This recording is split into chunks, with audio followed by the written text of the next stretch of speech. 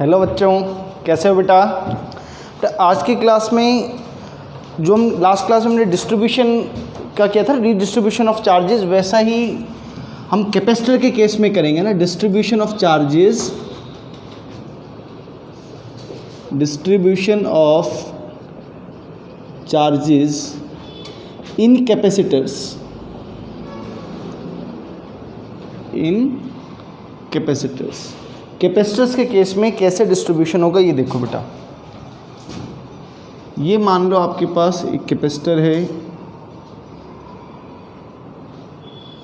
ये कोई दूसरा कैपेसिटर C1 C2, इस पे चार्ज बेटा Q1 और इस पे चार्ज आपका Q2, इस तरीके से कनेक्टेड है। ठीक है, ये पॉजिटिव प्लेट, ये नेगेटिव, ये पॉजिटिव, ये नेगेटिव। तो भाई जब तक आपने स्विच ओपन किया हुआ है तब तक तो चार्ज यही रहेगा, C1 पे Q1 चार्ज रहेगा और C2 पर Q2 चार्ज रहेगा। अब क्या होगा, when the switch is closed, when the switch is closed,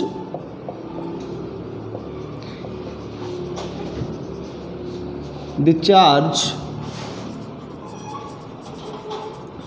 flow from the higher potential plate to the lower potential plate,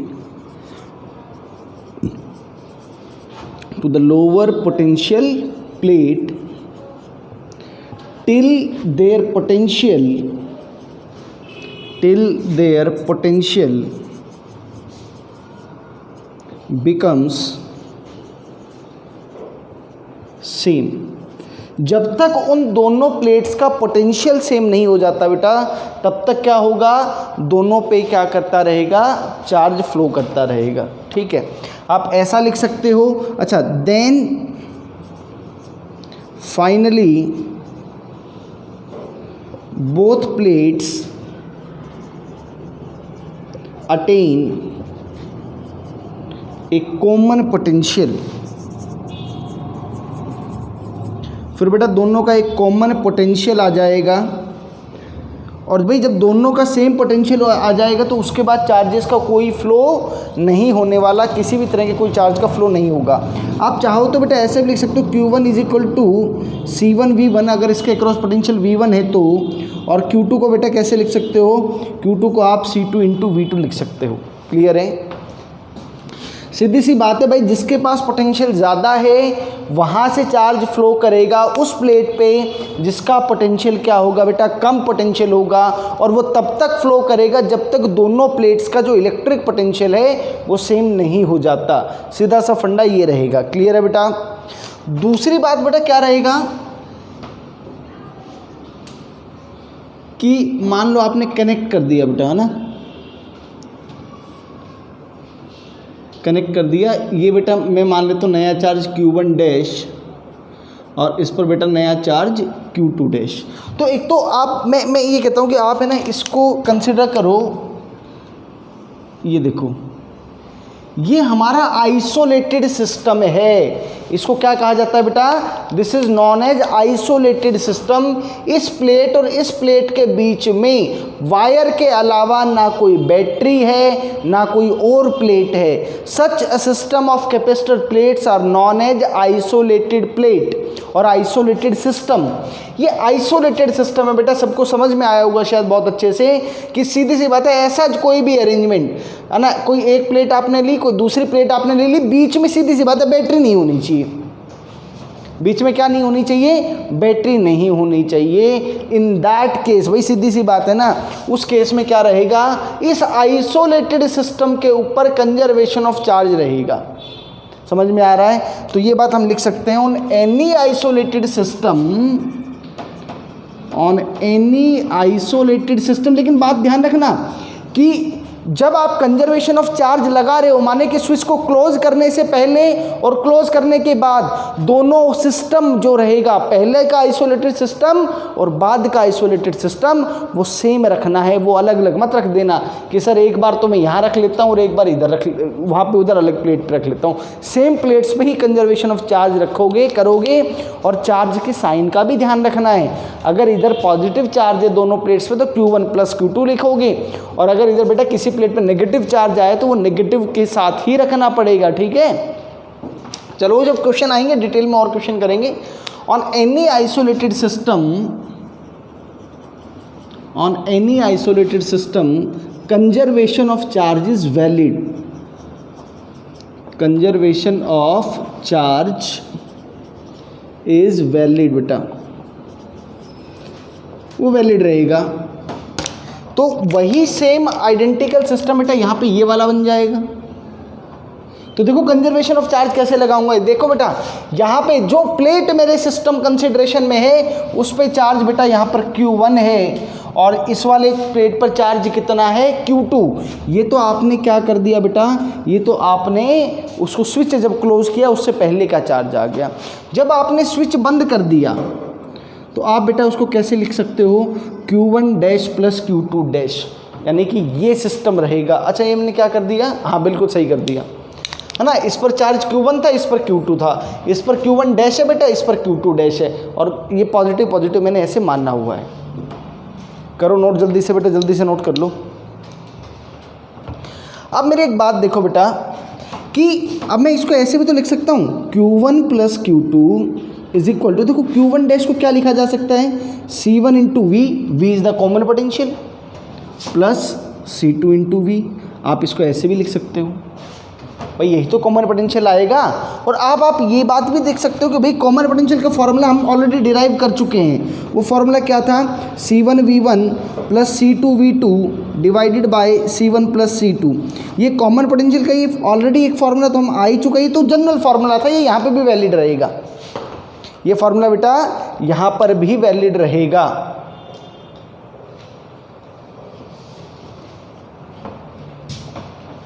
है ना, सेम उसी तरीके से डिराइव कर सकते हो। V should be equal to क्या होना चाहिए बेटा, Q1 + Q2 / C1 + C2। तो Q1 + Q2 ऑलरेडी देखो ना, मैं ये लिखा हुआ है C1V1 + C2V2, वो यहाँ लिख दिया। ये कॉमन पोटेंशियल का एक और फॉर्मूला आपके पास आ गया। लेकिन इसमें और जो काम की बात है वो बता रहा हूँ। पहले एक बार ये इतना नोट कर लो एक बार जल्दी से बेटा, फटाफट से नोट करो। देखो जरा,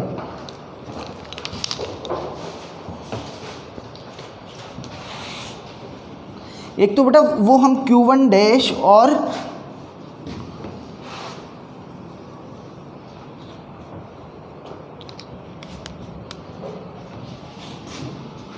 एक हमें कोई कह सकता है कि भाई फाइनल जो चार्जेस आए हैं Q1 डैश और Q2 डैश, है ना। जब आपने स्विच क्लोज कर दिए तो उसके बाद जो Q1 डैश आया और जो Q2 डैश आया उसकी क्या वैल्यूज़ होंगी, देखो। तो बेटा उसके लिए आप क्या फॉर्मूला लिखते हो, C1 × V, यही फॉर्मूला रहेगा C1 × V। देखो भाई V जो है वो V कैसे लिखोगे बेटा, Q1 + Q2। ये चार्ज तो आपको पता होगा, इसलिए मैं उस फॉर्म में लिख रहा हूँ। इनिशियल चार्ज मुझे पता है Q1 + Q2 डिवाइडेड बाय बेटा यहाँ पे क्या रहेगा, उसका टोटल कैपेसिटेंस, वो क्या हो जाएगा C1 + C2। इसी तरह से बेटा, अच्छा सॉरी ये Q2 डैश नहीं, ये Q1 डैश लिख दिया बेटा, ये तो मैंने, कोई नहीं, Q2 डैश यहाँ लिख देता हूँ। सिमिलरली Q2 डैश क्या आ जाएगा, C2 × V। तो C2 × बेटा Q1 + Q2 divided by C1 + C2। ये आप डायरेक्ट चार्जेस लिख सकते हैं कि किस प्लेट पे क्या चार्ज आएगा। ये ऑलरेडी मैं चार्ज डिवाइडिंग वाला जो रूल बताया था सेम वही है, आप ज़रा ध्यान से देखो तो C1 divided by total capacitance into total charge, Q1 + Q2 is total charge. ये कुछ नहीं है, करंट डिवाइडिंग रूल ही था, sorry charge dividing rule type वाली जो चीज़ थी वही है ये।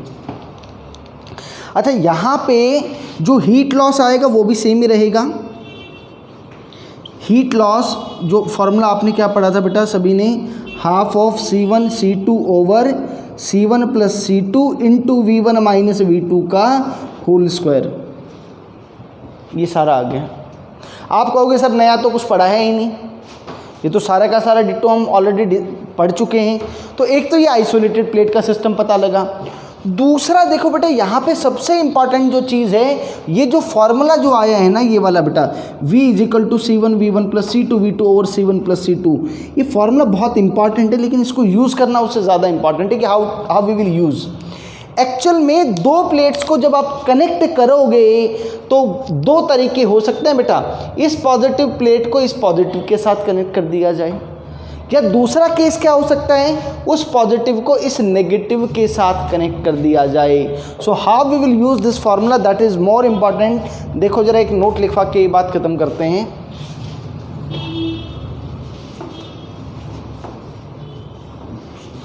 देखो बेटा, पहली बात,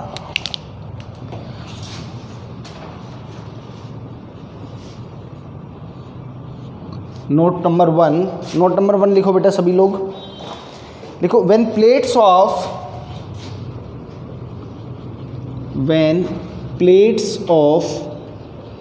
सिमिलर चार्जेस आर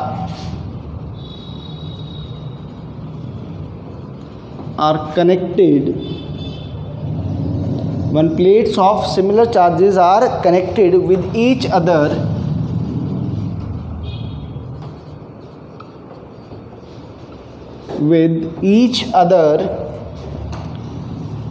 तो सिमिलर चार्ज का मतलब बेटा क्या है कि positive plate connected with positive plate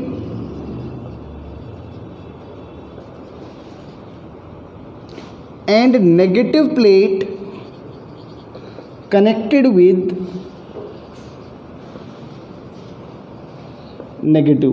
बेटा पॉजिटिव प्लेट को तो पॉजिटिव के साथ ही कनेक्ट किया, ये देखो ये पॉजिटिव ये नेगेटिव। अब अगला जो कनेक्शन करना है वो पॉजिटिव का पॉजिटिव के साथ और नेगेटिव का नेगेटिव के साथ। अगर तो ऐसा होता है, अगर इस टाइप का कनेक्शन है, then you have to then put values of किस की value, Q1 Q2 V1 V2 है ना। इस फॉर्मूले में बेटा क्या क्या है, मान लो किसी फॉर्मूले में Q भी आ सकता है, कहीं पे V आ रहा है, तो आपको Q1 Q2 और V1 V2 put all values of these positive. बेटा वो वैल्यूज़ आपको पॉजिटिव रखनी है, माने कि आपका आंसर उस केस में क्या आएगा, C1V1 + C2V2 over C1 + C2। कोई दिक्कत नहीं होनी चाहिए उसमें बेटा। लेकिन आंसर में चेंज कहाँ आएगा बेटा, अगर एक पॉजिटिव प्लेट को नेगेटिव के साथ और नेगेटिव को पॉजिटिव के साथ अगर आप कनेक्ट कर देते हैं तो उस केस में हल्का सा चेंज आएगा। तो नोट नंबर 2 क्या, when plates of opposite charges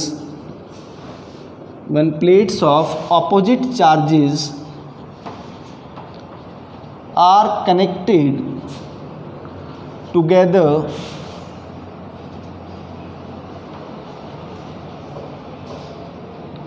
अब ये ऑपोजिट चार्ज का क्या मतलब बेटा, positive plate with negative plate बेटा, positive plate with negative plate, like this, ये पॉजिटिव ये नेगेटिव और ये पॉजिटिव बेटा। In this case one of the values from Q1 and Q2 और V1 और V2, इनमें से किसी एक वैल्यू को नेगेटिव रखना पड़ेगा और इनमें से किसी एक वैल्यू को नेगेटिव रखना पड़ेगा बेटा, ये बात ध्यान रखना। लिखो देन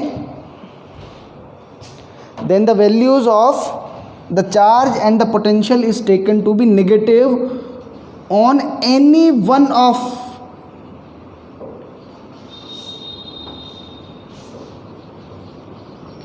इसका मतलब समझो बेटा कि मान लो, देखो हमारा जो फॉर्मूला आया था बेटा, आप देखो कॉमन पोटेंशियल का फॉर्मूला आपने क्या लिखा था, C1V1 + C2V2 over C1 + C2।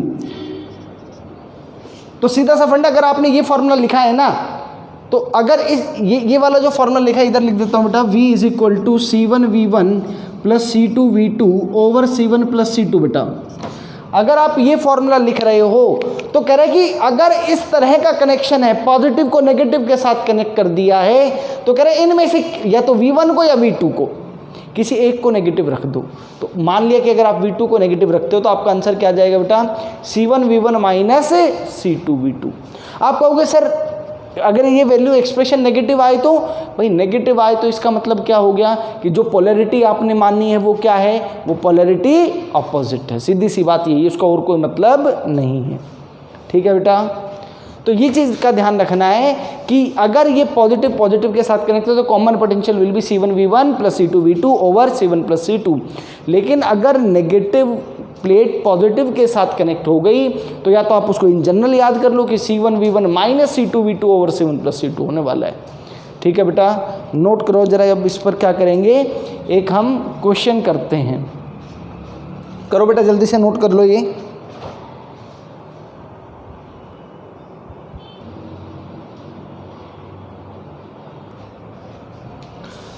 देखो बेटा, ये क्वेश्चन है, कह रहा है कि दो कैपेसिटर हैं C1 और C2, उनको सेपरेटली चार्ज किया है 20 वोल्ट से और 10 वोल्ट से, and now they are connected such that the positive plates are connected together.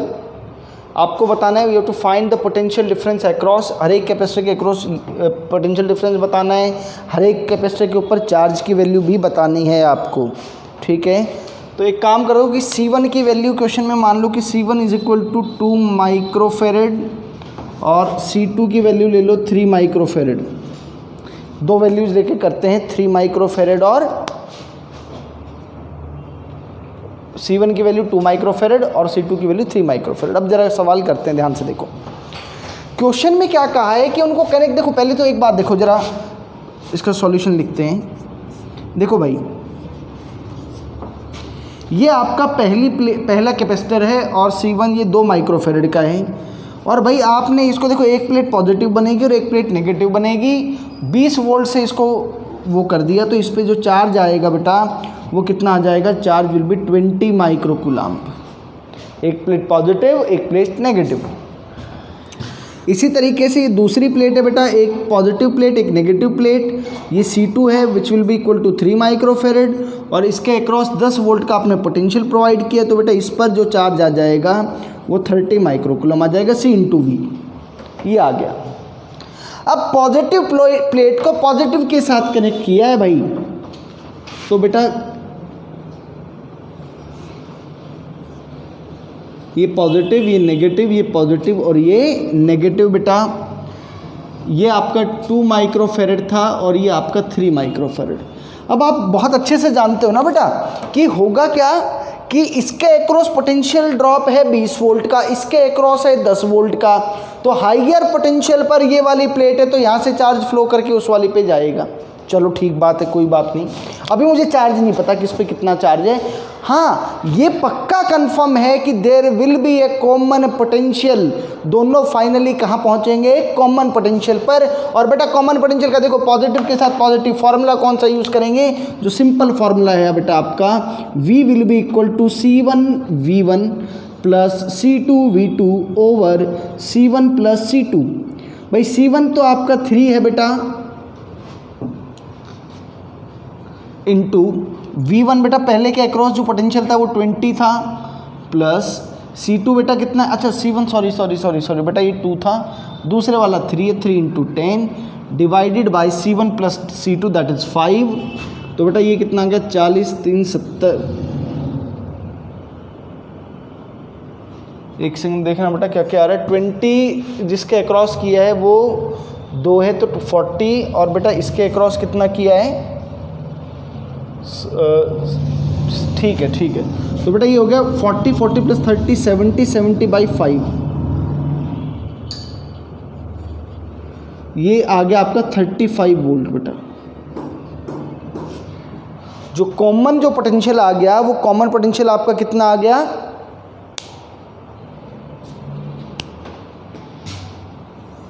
एक second 70/5, okay okay okay, 14 volt आ गया बेटा, सॉरी 14 वोल्ट आ गया ये, ठीक है।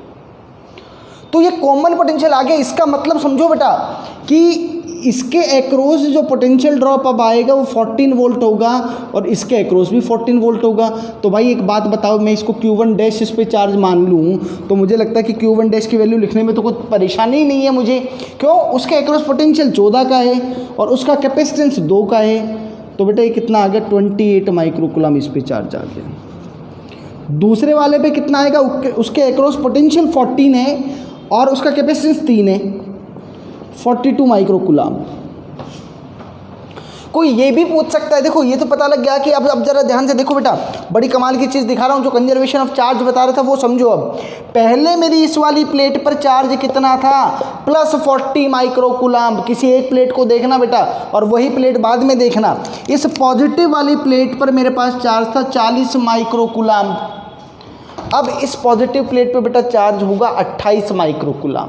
कितने का डिफरेंस आया अगर देखा जाए तो यहाँ था 40 और 28, 12 माइक्रोकूलम चार्ज यहाँ से गया। बहुत बढ़िया बात है। यहाँ पे 30 माइक्रोकूलम चार्ज था और इस वाली प्लेट पर अब चार्ज आ गया 42 माइक्रोकूलम। इसका मतलब इस पर बेटा 12 माइक्रोकूलम आया। तो ऊपर वाले कैपेसिटर ने छोड़ा और इस वाले ने वो गेन कर लिया। कंजर्वेशन ऑफ चार्ज आपका अभी भी वैलिड है, जो मैं बात करता आ रहा था। तो बेटा ये तो आपने चार्ज निकाल लिया। अब जरा सवाल में पूछो क्या है? You have to find the final charge. बिल्कुल फाइनल चार्ज बता दिया बेटा मैंने। एक पे 28 माइक्रोकूलम और एक पे 42 माइक्रोकूलम। सेकेंड पार्ट है फाइंड, अच्छा पहला है कि फाइंड द पोटेंशियल डिफरेंस। दोनों के अक्रॉस 14 वोल्ट का पोटेंशियल आंसर आ गया। How much heat is produce in the circuit. बेटा सर्किट के अंदर हीट कितनी प्रोड्यूस हुई है वो भी बताया, इतने क्या तकलीफ है। ये इधर से रब करता हूँ बेटा मैं जरा। भाई हीट प्रोड्यूस का फॉर्मूला मैं जानता हूँ ना। Heat produce will be equal to, formula याद हो जाना चाहिए, half of C1 C2 over C1 plus C2 into V1 minus V2 का होल स्क्वायर। याद रखना V1 और V2 वो पोटेंशियल थे जो कनेक्ट करने से पहले थे। बाद वाले करोगे तो आंसर हमेशा 0 आएगा।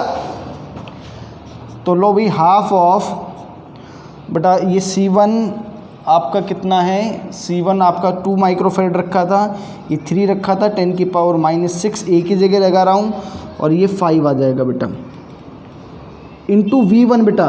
एक V1 तो एक 20 और एक -10 और इसका स्क्वायर बेटा। ये हीट लॉस आ जाएगा, ये 2 और बेटा ये आ गया आपका 3/5 इंटू 10 की पावर -6। ये बेटा कितना हो गया आपका?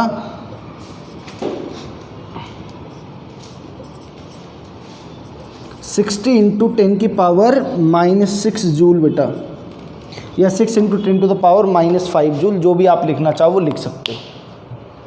ये क्वेश्चन हो गया हमारा। इसी क्वेश्चन के अंदर बेटा एक और चेंज कर लेते हैं, सिमिलर क्वेश्चन करते हैं, थोड़ा सा चेंज करते हैं। देखो नोट कर लो एक बार जल्दी से। अब नेक्स्ट क्वेश्चन देखो, सेम सारी चीज़ें यही की हैं बट कनेक्शन में चेंज कर देते हैं। देखो कनेक्शन में चेंज करने से सवाल में क्या अंतर आता है ये देखते हैं जरा हम।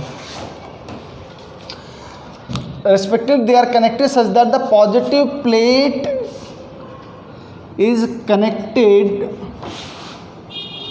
with negative plate बेटा।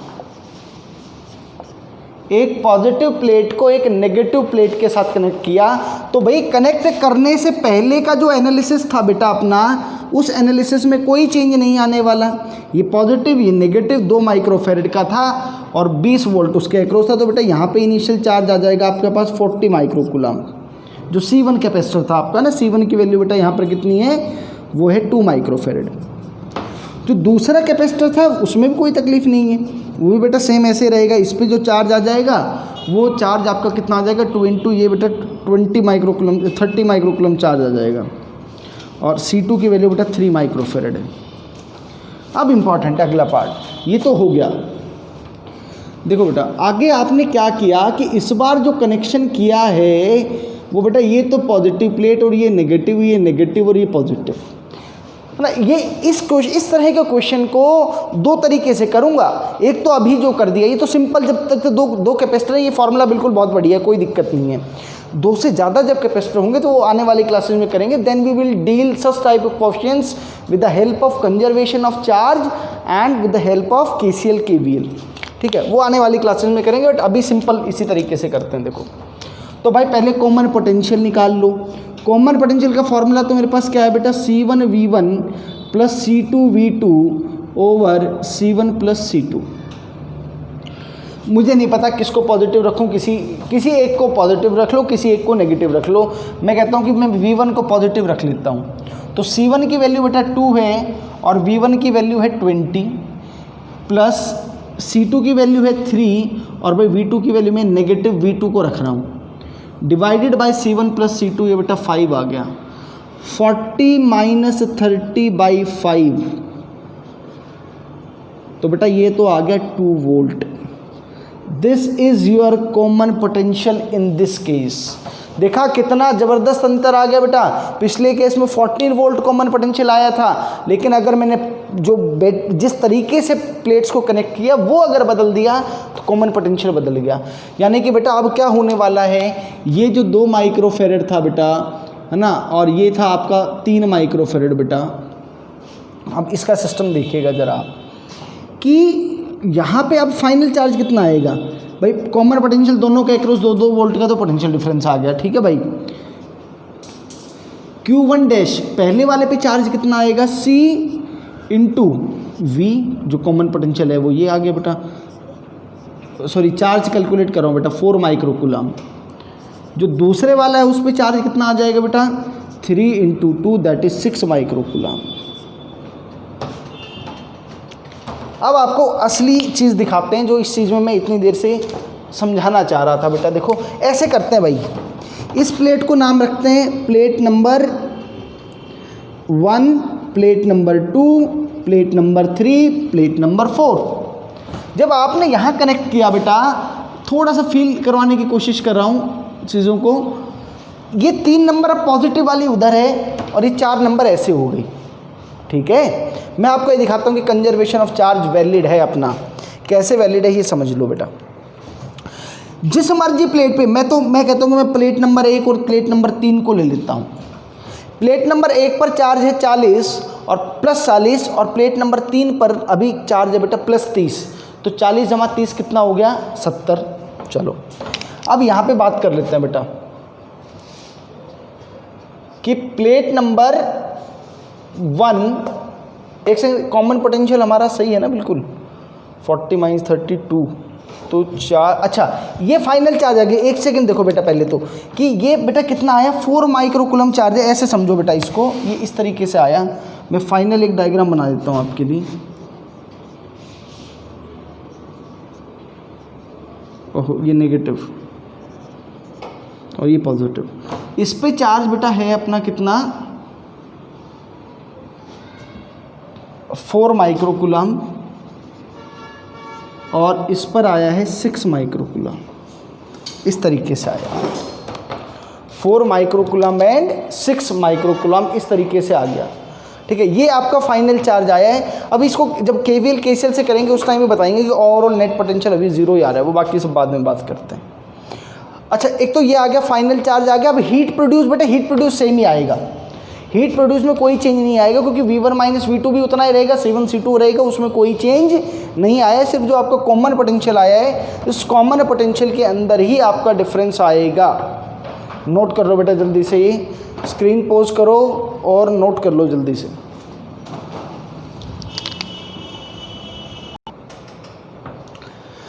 देखो बेटा ये एक और एग्जाम्पल कह रहे कि 2 आइडेंटिकल मेटल प्लेट्स हैं, उनको चार्ज Q1 और Q2 हमने दिया है, और अब उन दोनों को एक बिल्कुल पास में ले आए एक दूसरे के, जो कि वो कैपेसिटर बनाएंगे, कैपेसिटेंस है।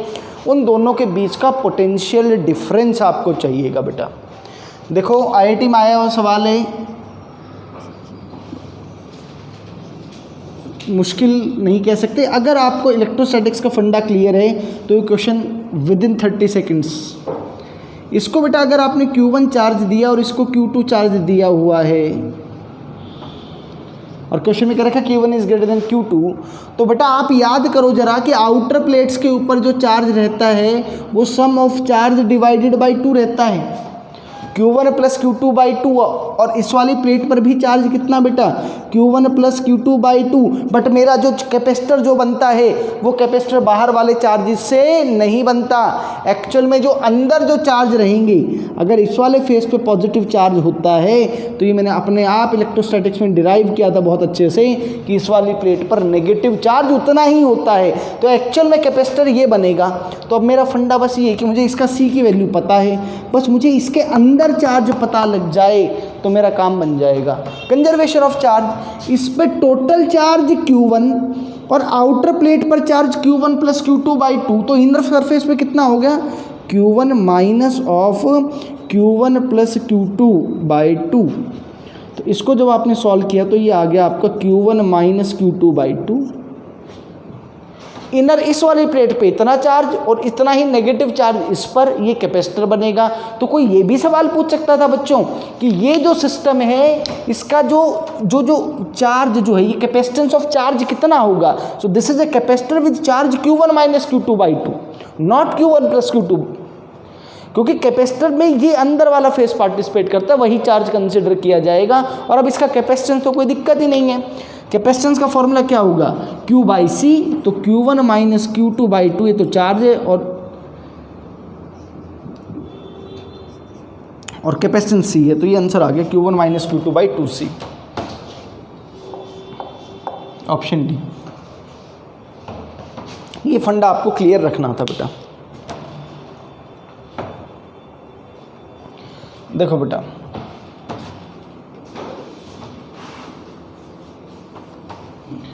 अगला क्वेश्चन कहता है कि दो आइडेंटिकल कैपेसिटर्स हैं जिनका कैपेसिटेंस सेम ऐसी है, एक को V1 से चार्ज किया है और दूसरे को V2 से चार्ज किया, ठीक बात।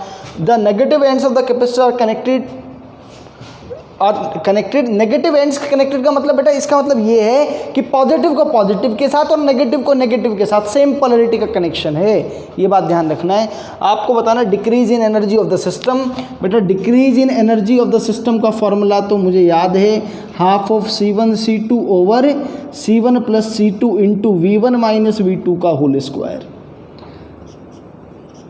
तो C1 भी C है, ये भी C है, और बेटा C1 प्लस C2 ये 2C हो गया बेटा, और ये V1 माइनस V2 का होल स्क्वायर हो गया।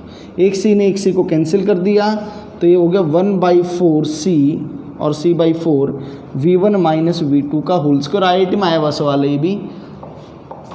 Option B is the answer to this question. Simple formula based question है अपना, सिंपल फार्मूला बेस्ड है बेटा।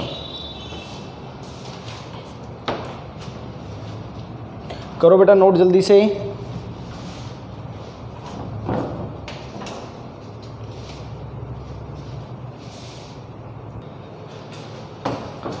तो देखो बेटा, दो क्वेश्चंस और करते हैं आज की क्लास में। कह रहे दो कैपेसिटर्स हैं C1 और C2, उनको 120 वोल्ट और 200 वोल्ट से क्या किया, उनको चार्ज कर दिया, ठीक है। It is found that bye connecting them together the potential on each one can be 0। तो देखो सवाल में कुछ खास बात नहीं है, इसमें थोड़ा सा एक छोटा सा कंसेप्ट है, वो समझ लो बस, सवाल तो हो जाएगा। भाई पहली बात तो ये समझ लो बेटा कि अगर पोटेंशियल 0 बनाया है ना, तो वो एक ही कंडीशन में पॉसिबल है बेटा कि इसका पॉजिटिव इसके नेगेटिव के साथ आपने कनेक्ट किया होगा, वही केस है, तब पोटेंशियल कम हो सकता है और वो 0 भी हो सकता है, वो कंडीशन है। वो देखो हमने पिछला क्वेश्चन किया, अगर आपको याद हो ना कि दो अलग अलग पोलैरिटी, जिसमें एक बार 14 वोल्ट और फिर 2 वोल्ट आया था, तो पोटेंशियल अगर आप किसी और क्वेश्चन में दे सकते हो कि पोटेंशियल अगर घट रहा है ना बेटा, जैसे कि 0 बना रहा है वो, तो 0 तभी पॉसिबल हो पाएगा जब आप अपोजिट पोलैरिटी के साथ कनेक्ट करोगे, अदरवाइज तो पोटेंशियल क्या होगा, 0 नहीं बन पाएगा। तो 0 के लिए ये बहुत ज़रूरी स्टेप है कि you should connect the positive plate with the negative plate. बाकी सवाल में कुछ नहीं है, सीधी सी बात है, जितना पोटेंशियल इसके अक्रॉस हो उतना ही मैग्नीट्यूड वाइज इसके अक्रॉस आना चाहिए। तो इसके अक्रॉस पोटेंशियल कितना आ गया, C1 इंटू V, बेटा उसके अक्रॉस पोटेंशियल 120 है, ये बराबर होगा C2 इंटू 200, हो गया सवाल। तो 6C1 is equal to 10C2, तो 3C1 is equal to 5C2, ये आंसर आ गया बेटा। बट आइडिया इज कि वो 0 कैसे बना। भाई पोटेंशियल तो दोनों के अक्रॉस सेम रहेगा ना बेटा, अल्टीमेटली भाई आइडिया ये कि कनेक्शन ऐसे होगा और जितना पोटेंशियल इसके अक्रॉस मैग्नीट्यूड वाइज उतना ही मैग्नीट्यूड वाइज इसके अक्रॉस होना चाहिए। इसके अक्रॉस पॉजिटिव रहेगा, इसके अक्रॉस नेगेटिव रहेगा, तो आंसर 0 आ जाएगा फिर। तो इसका आंसर तो 3C1 5C2 ये ऑप्शन भी आ गया आपका। अगला क्वेश्चन देखते हैं बेटा।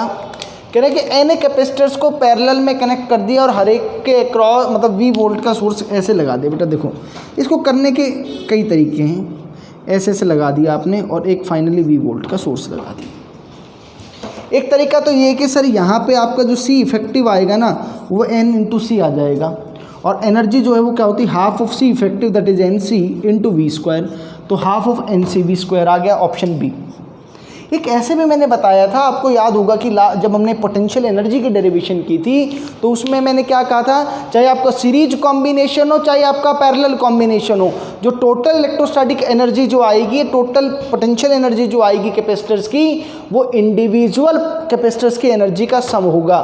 तो भाई देख लो पहला जो कैपेसिटर होगा उसका कैपेसिटेंस कितना होगा, हाफ ऑफ CV स्क्वायर, क्योंकि सभी के अक्रॉस पोटेंशियल सेम है और कैपेसिटेंस भी सबका सेम है, तो half CV square plus half CV square, ये आपको बेटा ऐसे n टाइम्स आपको जोड़ना पड़ेगा। तो उससे भी आपका क्या आ गया, हाफ ऑफ CV स्क्वायर, और इसको n टाइम्स जोड़ोगे तो n से गुना कर दिया तो NCV स्क्वायर बाई 2। आप किसी भी मेथड से कर लीजिएगा आपका आंसर बेटा सेम ही आएगा।